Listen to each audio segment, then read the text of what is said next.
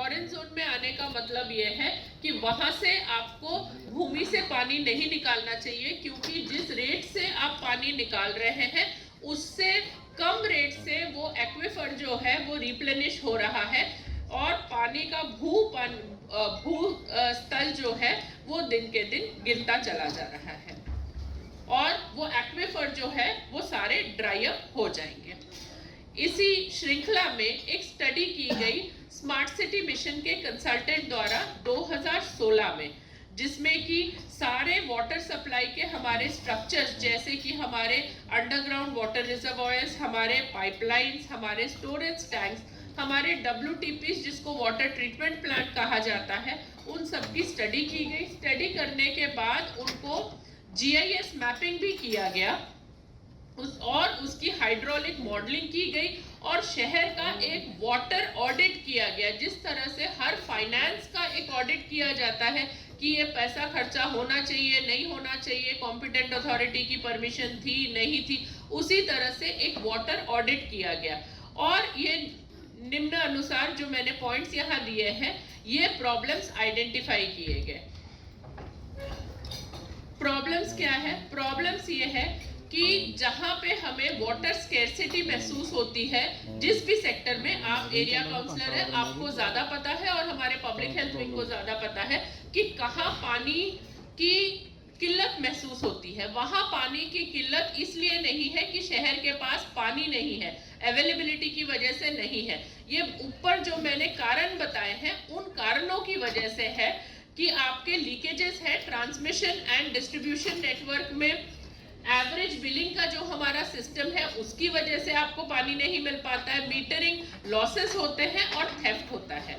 उसके साथ ही आपका जो पानी का सप्लाई है, वो पूरा पानी के सप्लाई का डिस्ट्रीब्यूशन नेटवर्क जो है 1200 किलोमीटर का, वो 1960s में ले हुआ था।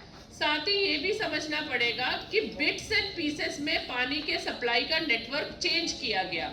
चेंज करने के साथ ही क्या किया गया कि यहाँ से सप्लाई है तो ये लाइन को ऐसे नहीं ऐसे जोड़ दिया जाता, ऐसे नहीं ऐसे जोड़ दिया गया। So over the past 40 years एक क्रिस क्रॉस तरह का पानी का वाटर सप्लाई का जाल जो है वो बना दिया गया है। कहीं अगर लीकेज होती है, हमारे म्युनिसिपल इंजीनियर्स को नहीं पता चलता है कि लीकेज एग्जैक्टली कहाँ है।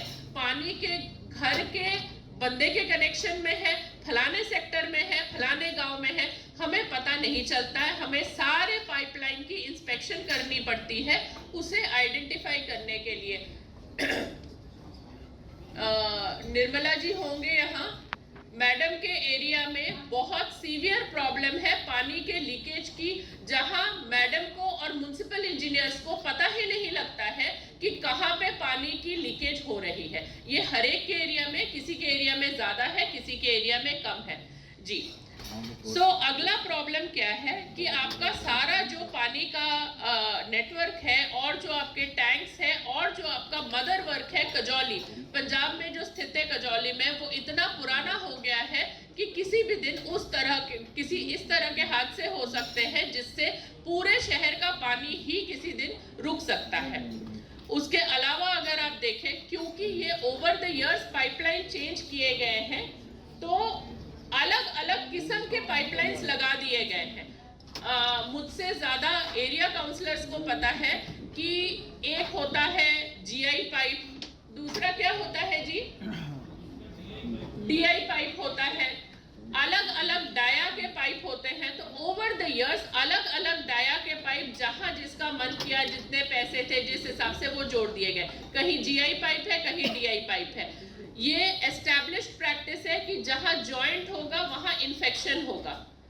उसकी वजह से मैं आपका ध्यान कुछ आंकड़ों की तरफ लेके आना चाहती हूं कि 2019 से लेके 2022 तक 25,131 केस लीकेज के पाए गए हैं। सिर्फ इस लीकेज को ठीक करने में हमारे म्युनिसिपल कॉर्पोरेशन के 47 करोड़ की एक्सपेंडिचर हुई है सिर्फ लीकेज को ठीक करने के लिए। अगर आप कंटामिनेटेड वाटर की बात करें, हमारे सुमन जी हैं, इनके एरिया में अक्सर ही कंटामिनेटेड वाटर के केसेस आते होते, इसी तरह से बाकी सबके एरिया में भी आते हैं। हमने मोबाइल टेस्टिंग वैन भी किया, so on and so fourth. ये केसेस पिछले 3 साल के 1315 केसेस हैं कंटामिनेटेड वाटर के। I am sure everybody knows कि कंटामिनेटेड वाटर पीने का इमीडिएट नतीजा है कोलेरा, डायरिया एटसेट्रा, साफ पानी ना पीने का।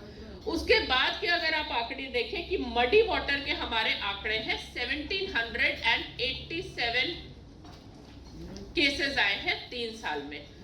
आई एम श्योर जिनके एरियाज में मल्टी स्टोरी बिल्डिंग्स हैं उनके परपेचुअल कंप्लेन होते हैं कि 3rd फ्लोर पे प्रेशर नहीं बनता है पानी का।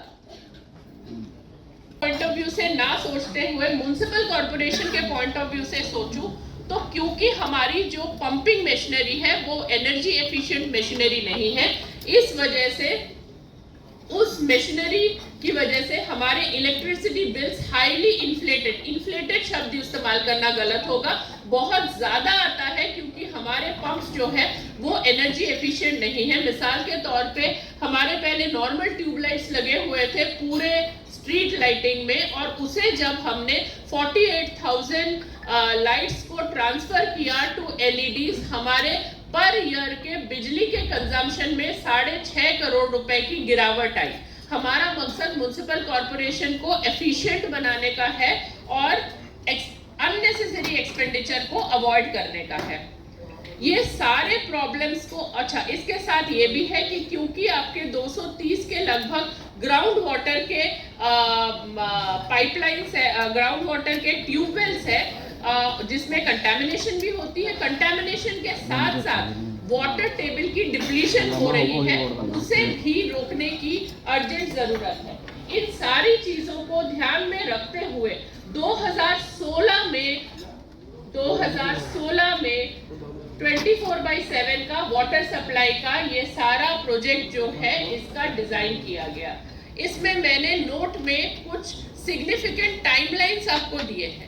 2016 के अप्रैल में चंडीगढ़ के यूटी एडमिनिस्ट्रेशन के साथ एएफडी एजेंट्स डी फ्रैंचॉइज, ये एक फ्रेंच फंडिंग एजेंसी है, इनके बीच में एग्रीमेंट होता है 2016 के अप्रैल में। दिसंबर 2019 में इस जनरल हाउस में अपने 278th मीटिंग में उस प्रोजेक्ट का डीपीआर अप्रूव किया जाता है और ये डिसाइड किया जाता है कि ये 24/7 का प्रोजेक्ट म्युनिसिपल कॉर्पोरेशन करेगी। मैं यहाँ ये ध्यान में लेके आना चाहती हूँ कि ये फैसला कॉर्पोरेशन का था कि हम करेंगे। अगर सरकार का ये फैसला होता तो ये प्रोजेक्ट स्मार्ट सिटी भी लागू कर सकती थी, यूटी की इंजीनियरिंग विंग भी लागू कर सकती थी और कोई भी और एजेंसी जो है वो लागू कर सकता था।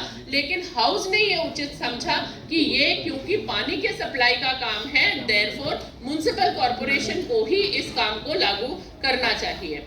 उसके बाद अप्रैल के 2022 में investment board, there is a committee, जो भी 500 करोड़ तक का, मैं यहाँ हाउस को थोड़ा सा प्रोसीजर के बारे में, क्योंकि मुझे लिख के भेजा गया है कि मैं प्रोसीजर के बारे में बताऊं कि किस तरह का प्रोसीजर अडॉप्ट किया गया है। सो प्रोसीजर ये है कि अगर फॉरेन फंडिंग के थ्रू कोई भी प्रोजेक्ट किया जाना बनता है या यूटी में अगर कोई पर्टिकुलर क्वांटम का प्रोजेक्ट किया जाना बनता है तो उसकी अप्रूवल का एक प्रोसीजर होता है। प्रोसीजर ये है कि अगर 500 करोड़ तक का प्रोजेक्ट है तो 500 करोड़ तक का प्रोजेक्ट जो है वो मिनिस्टर इंचार्ज, दैट मीन्स गृह मंत्री, भारत सरकार के पास अधिकार है। अगर 500 करोड़ से ज्यादा का प्रोजेक्ट रिपोर्ट बनता है, डीपीआर बनती है, तो उसके पावर्स, एक कमिटी है जिसको एसएफसी या पीआईबी कहा जाता है, उसके चेयरपर्सन, को चेयरपर्सन माननीय वित्त मंत्री भारत सरकार और माननीय गृह मंत्री भारत सरकार होते हैं, उनके अधिकार में होता है। उनके बिहाफ पे सेक्रेटरी फाइनेंस ने म्युनिसिपल कॉर्पोरेशन चंडीगढ़ और यूटी चंडीगढ़ की डिटेल्ड प्रेजेंटेशन ली कि आप पैसे रीपे कैसे करेंगे, प्रोजेक्ट के बेनिफिट्स क्या है, प्रोजेक्ट के खराब खामियां क्या है, so on and so fourth. ये प्रेजेंटेशन अप्रैल 2022 में हुई। जिस प्रोजेक्ट का सैंक्शन मिनिस्ट्री ऑफ भाजी होम दूसरी अफेयर्स के प्लेट द्वारा भाजी जून दूसरी प्लेट भी रख 2022 में हमें एक और ले आना भाजी। उसके बाद उस कंसेंट के उस अप्रूवल के प्राप्ति के बाद सितंबर 2022 में क्रेडिट फैसिलिटी एग्रीमेंट का सिग्नेचर किया गया। क्रेडिट फैसिलिटी एग्रीमेंट का ये मतलब है कि जो लोन लिया जाना है उस लोन को गवर्न करने के रूल्स रेगुलेशंस क्या होंगे।